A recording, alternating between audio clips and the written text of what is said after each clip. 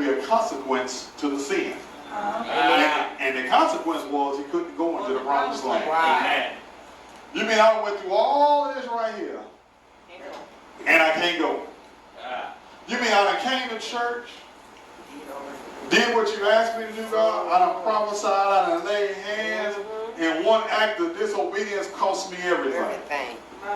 Just let that sink in for you. Just say Everything.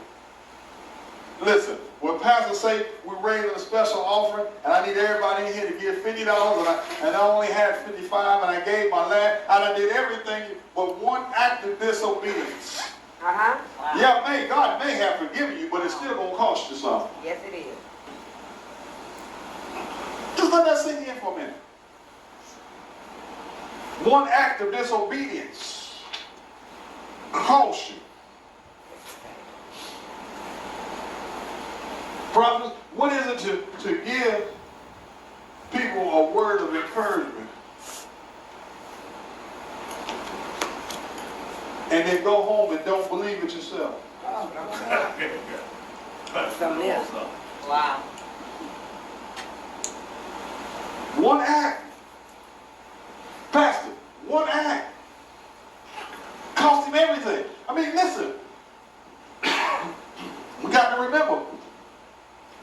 We crossed over the Red Sea on dry ground. We can remember the different things that God did and how they shoes them. We can remember all the miracles and all the things that God did. But one act kept me outside. That's right. Amen. So that should go tell all the leaders we don't have time to play with God. Come on, so go. We don't have time to think it's about us. Come on. We don't have time to think that God is not watching. We don't have time to walk in obedience. And listen, that should make the scripture, obedience is better than sacrifice, more alive to you than anything. Because of Moses' and Aaron's disobedience, it cost them, the sacrifice was the promised land. That's right. All right. Promise, use your Holy Ghost imagination and all the things that you do for God. And you get up to those pearly gates, you know, little cartoons we see, and he flipped that book open. And they say, your name ain't ready. And you say, but God. He said, it ain't ready. But God, it ain't ready. One act of disobedience. One, Sister Teresa, an act of defilement against God. And it wasn't the fact that y'all read it in the Bible that he was doing it intentionally, but the people had aggravated him so it pushed him in that place. All right, come on. Come on, sir. Deal with that, Doc. It pushed him in that place.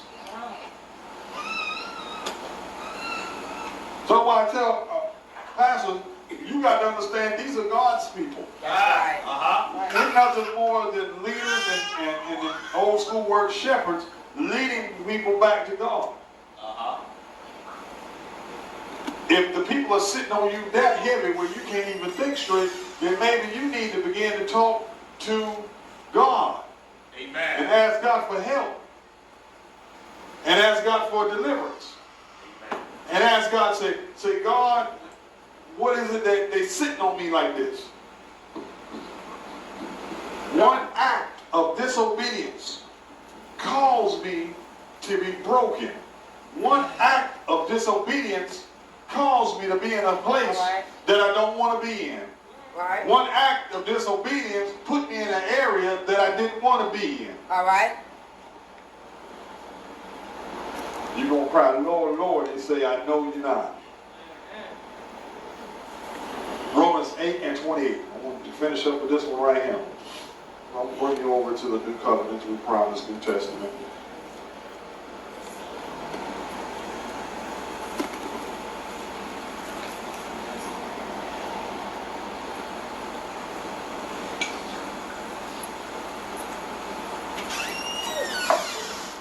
New Covenant, New Promise. I want to deal with, I wanted to tie these two together because it talks about being obedient. And Pastor, we have a lot of people sitting in churches and asking God, what is my purpose in God's house? And I'm glad you asked me, well, what those purpose and disobedience got to do together? What that has to do together is, if you're not walking in God's purpose, then you're walking in disobedience. It's just that simple. Who has Romans 8:28? Amen.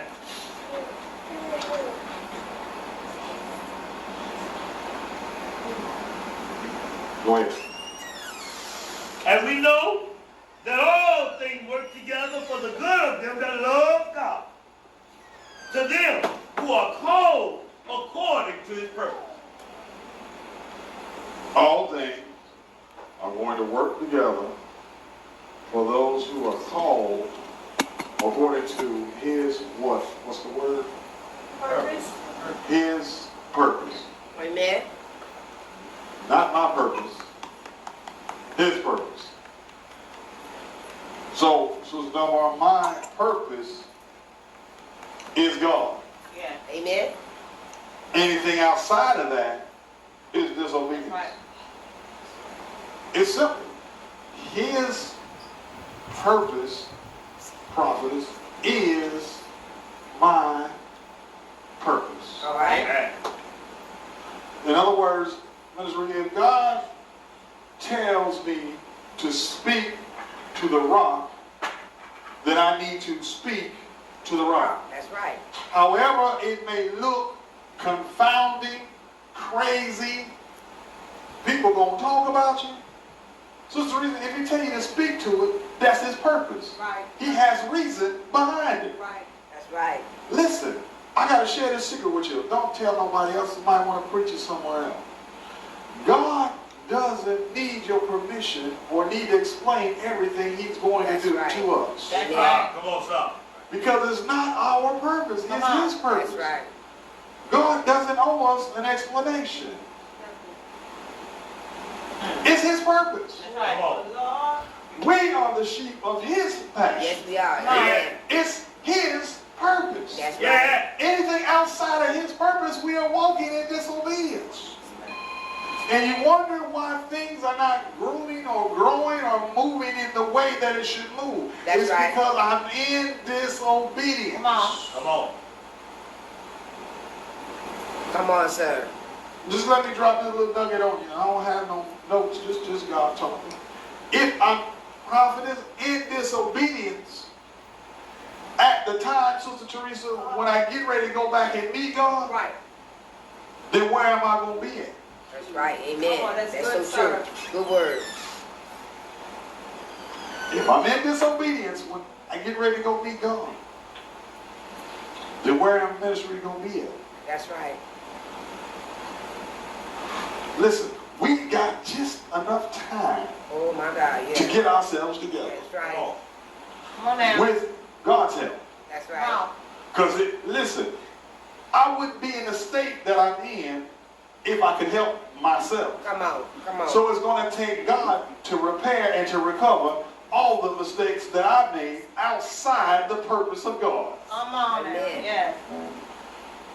All of my mistakes were made outside the purpose of God. How can you say that, Apostle? There are no mistakes in God. Come on, sir. It's good.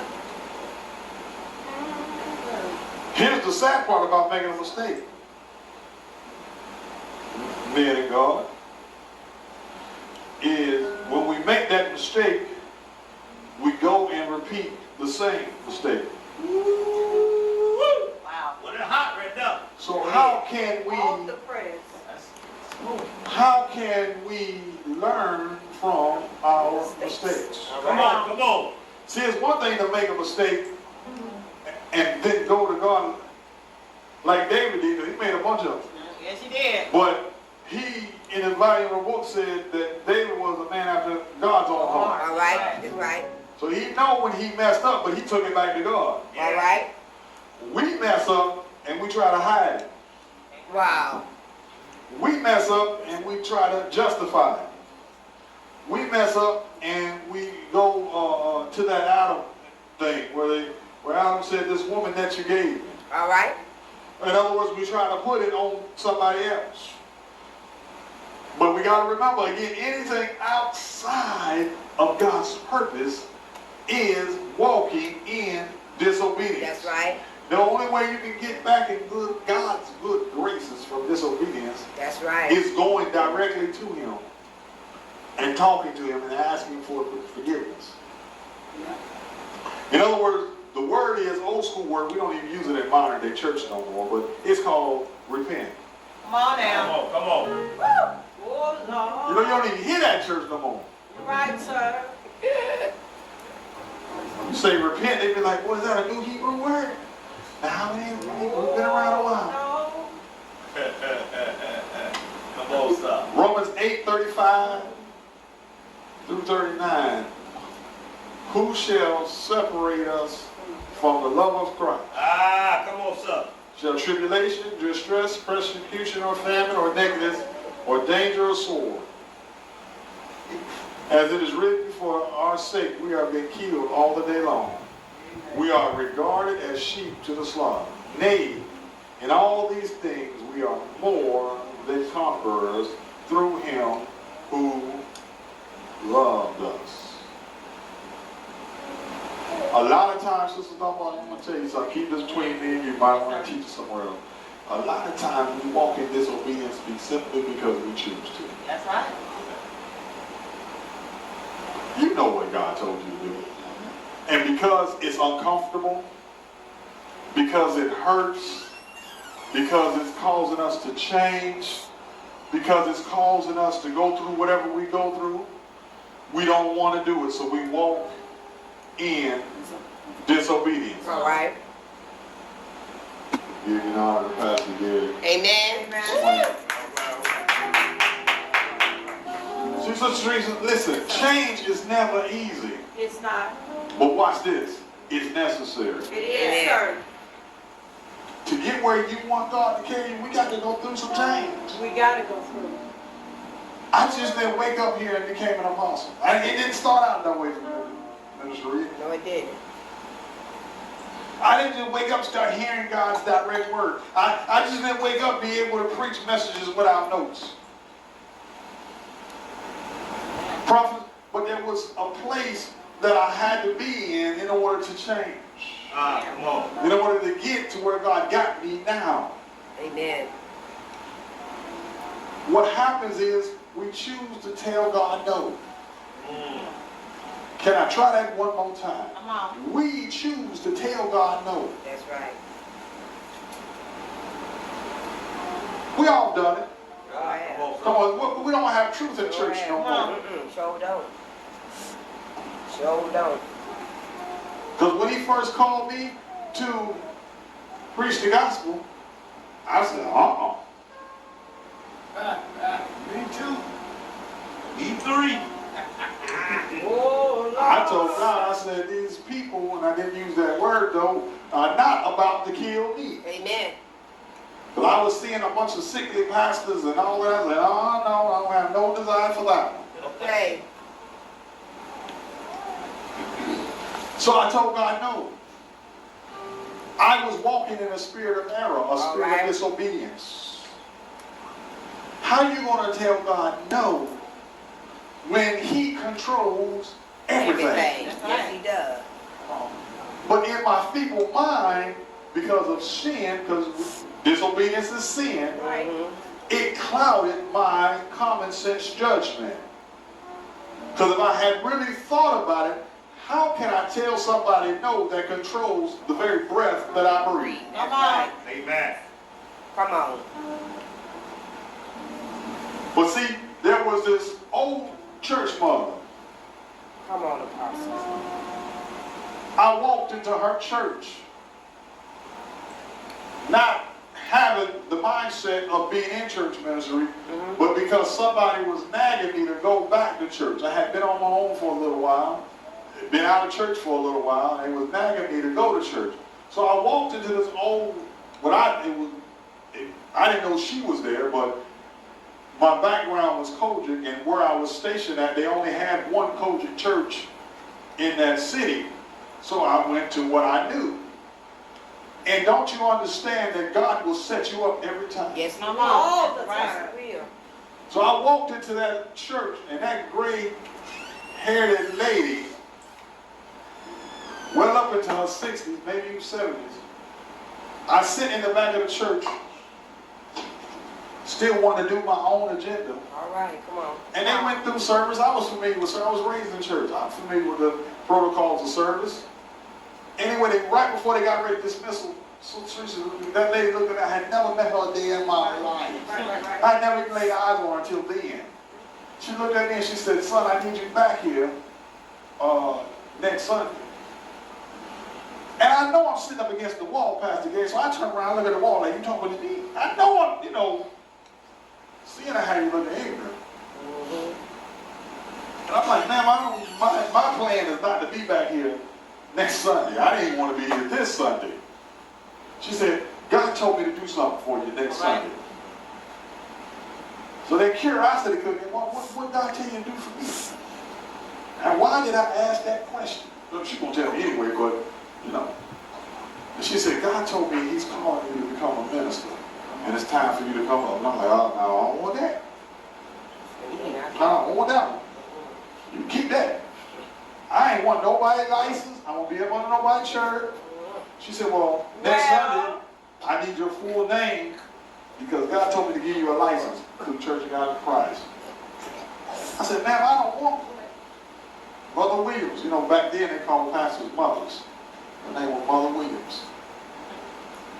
And I told her, I said, now I don't mean no disrespect, but I won't be back here next Sunday. I don't want your license. Long story short, my first set of license came through Mother Williams. Because listen, God will have His way. Yes, He will. Right. He gonna get it. He will have His way. We got to walk according to His purpose. Right. That's right. We got to walk according to His purpose, Minister Reed. Amen. Sister Teresa, Sister Omar, we got to walk according to His purpose. Anytime that you're found in disobedience, it's going to cost you something. Yes, it is. Just like we read in the story. He told him to speak to the rock and he struck it. It cost him that promised land. How many times we walked in disobedience, it cost us the promise of God. Woo! Come on, son. We done lost promises because of our disobedience. Come on, son. When God said you're going to be great and you was disobedient, now you done lost something. Yeah. When God said He's going to elevate you because you are His woman, but because of your disobedience, it's going to cost us something. Yes, it is. Listen, obedience is better than sin. It's going to cost us something. Yes, it is. Yes, it is. Right. Don't allow people to put you in places God never designed you to be in. Right. Right. Right. That's so true. If I had just been obedient, how much further along would I have been? Come on. That's right. Pastor again, him as a pastor, my brother back there, he can probably tell you the same thing. If he had just been obedient, how much further along would he have been? Oh, But see, there are not preachers that won't tell you that they had to fail along the way in order to teach people the right way. Oh, yeah. I'm not just standing before you walking in perfection. I'm standing before you that I said I would tripped up, fell down, been broken, but yet God had His hand on me. that's right. If God had not had His hand on me, I wouldn't have been in the place that I'm in. If God had not forgave me, then I wouldn't have been in the place that I'm in. But even through all of that falling down and getting back up, it cost me something. Yeah. So if you don't learn nothing else today, Come out. that when you walk in disobedience, it's going to cost you something. Yes, God may forgive you, but you're not going to recover. We find in the volume of the book that he wasn't able to go into the promised land. I'm quite sure God forgave him. It don't tell us in the volume of the book, but I'm quite sure God forgave him, but it still cost him something. Yes, it did. He couldn't recover from that. We need to think, Minister Reed, Sister Dunbar, how many things we have done that we couldn't recover from. Come on, that's right. God still forgave us, but we couldn't recover. Come on. God still delivered us, but we couldn't recover. God still had his hands in it, but the sin of stain was still on my life. That's right.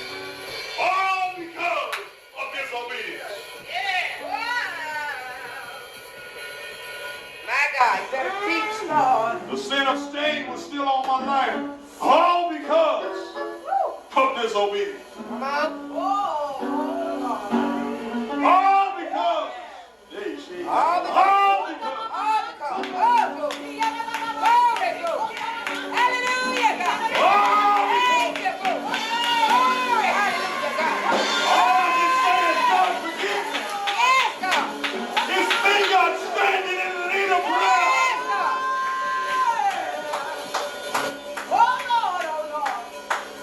It's me, God, standing in the need of prayer. Yes. God, put your hand on me. Yes, God. Because, God, if your hand ain't on me, I'm liable to do something I shouldn't be doing. God, put your hand on me. I'm liable to say something I shouldn't be saying. God,